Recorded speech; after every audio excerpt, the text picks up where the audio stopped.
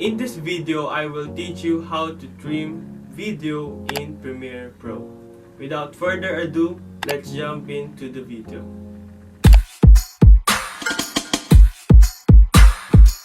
Hi, this is Victor Navalta. Now I will teach you how to trim video in Premiere Pro.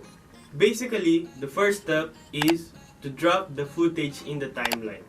Then, hanapin nyo kung saan banda yung gusto nyong i-trim. And click the trim tool to trim the footage.